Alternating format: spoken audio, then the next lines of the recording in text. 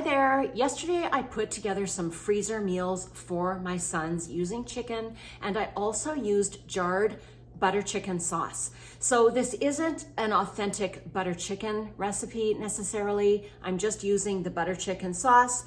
I use some chicken, chickpeas, a bunch of different veggies, throw that all together in a Ziploc bag, freeze it, and it is the easiest little freezer meal. So I'm gonna show you how I do it.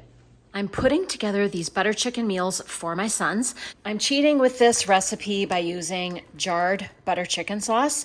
So that's a little bit of a cheat, but I like to add extra things to it just to make it a little bit more special. First thing I have over here is I've just caramelized 2 large onions. So I'm gonna add some of those to each of the portions.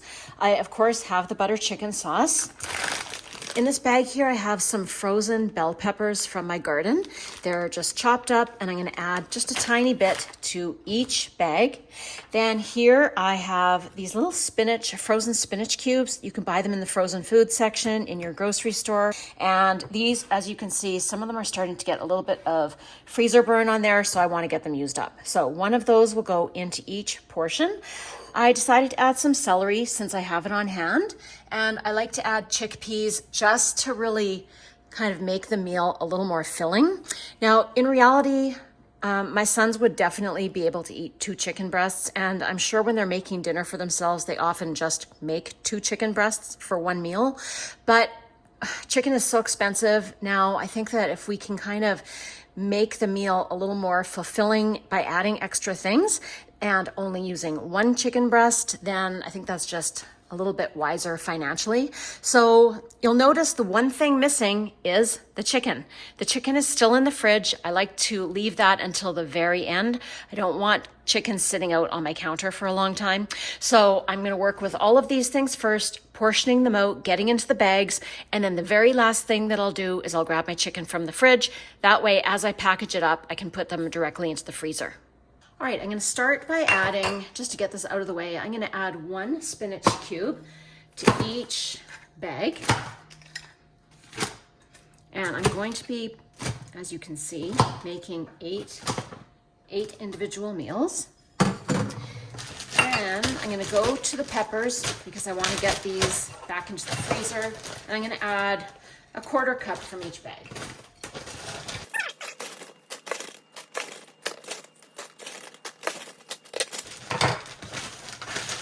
Next, I'm gonna add about a 1/4 cup of the celery. So it's just about a little handful going into each bag. And all of these are entirely optional. Like I said, I just happen to have a bag of celery in my fridge. So I might as well just pop it in there. It gives a nice little extra flavor. And of course, even though I'm using butter chicken sauce, that doesn't mean this is in any way actually a butter chicken recipe. I'm just showing you how I use the butter chicken sauce in my own recipe. So there, we used almost all the celery. Did I get every bag? Yes, I believe I did. Now I'm gonna go to a bigger measuring cup. I'm gonna be adding 1/3 of a cup chickpeas to each bag.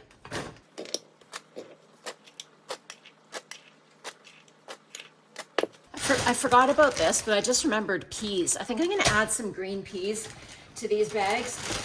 I know that this is something, I don't think my sons have ever bought green peas for themselves, but if they are in these bags, in the sauce and with the chicken, they're kind of gonna be forced to eat the peas.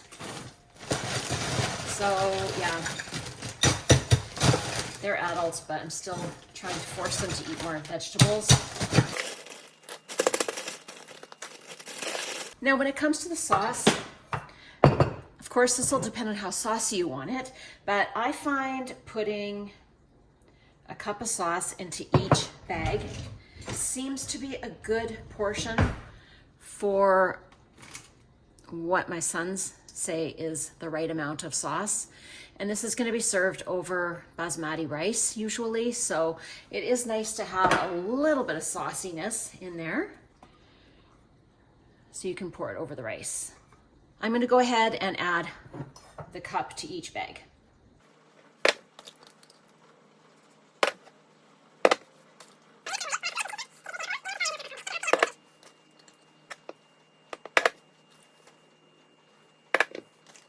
Okay, so I've got a tiny bit of sauce left in each of these 3 jars. I'm gonna have to add a little chicken stock and I'm gonna shake them up and then I'll pour them out.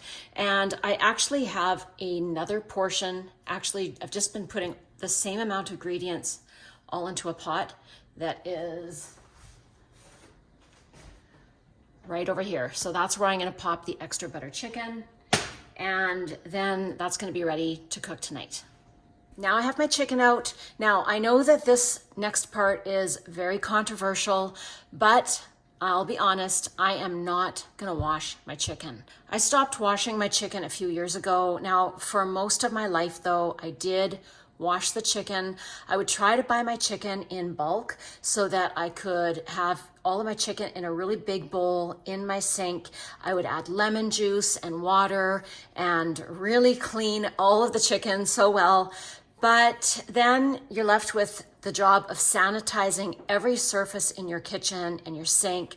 So most of the science now shows that you shouldn't do that. It actually just increases the risk of salmonella spreading around your kitchen.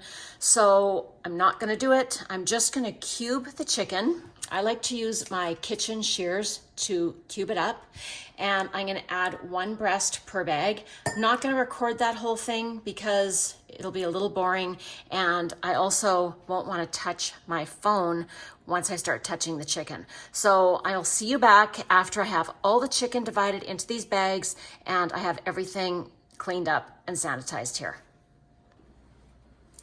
Okay, all of the chicken is now in the bags. I ended up doing just a little more than 1 breast per bag because the breasts were a little on the small side, so it just wasn't gonna be quite enough, I didn't think. Last but not least, I'm gonna add some of the caramelized onion to each bag. It was still a little bit warm, so I wanted it to have a chance to cool off. So I'm gonna add that to each bag now.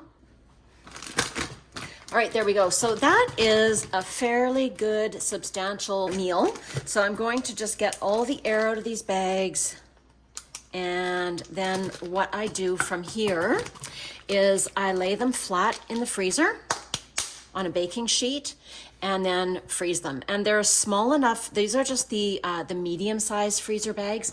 So that's small enough that even if it's flat, it can still fit into a slow cooker or just into a pot or a pan to heat up for dinner. And that's that.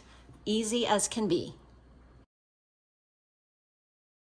So that's how I did it. Now, while I was filling all of the bags with all of the ingredients yesterday, I don't remember if I pointed out in the video, but I was also putting equal parts of all of the ingredients into a pot. And then later that night, I actually heated that up for dinner. My husband wasn't gonna be home for dinner, so it was just dinner for me. And I've put these meals together in pretty much the same way over the past few years. And I know that my sons like them, but I've never tried it myself. So I thought before I send this video out, I really should make sure I give it a try and see what I think of it. And it was actually pretty good.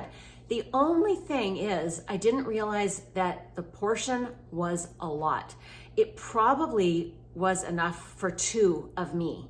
So, and I eat a lot, but it was a large amount. So I did message my son and I asked him if he thought it was too much food, but he said it was a good amount. So depending on your appetite, this could be enough for 2 small people, or maybe for a growing man, maybe it's the right amount. So anyways, it was quite good though, and just so easy to put together and just have a supply in the freezer. Nothing beats the convenience on a day where you're just too busy or too tired than just being able to grab something out of the freezer and have dinner made and not have to get takeout. So give it a try. Bye.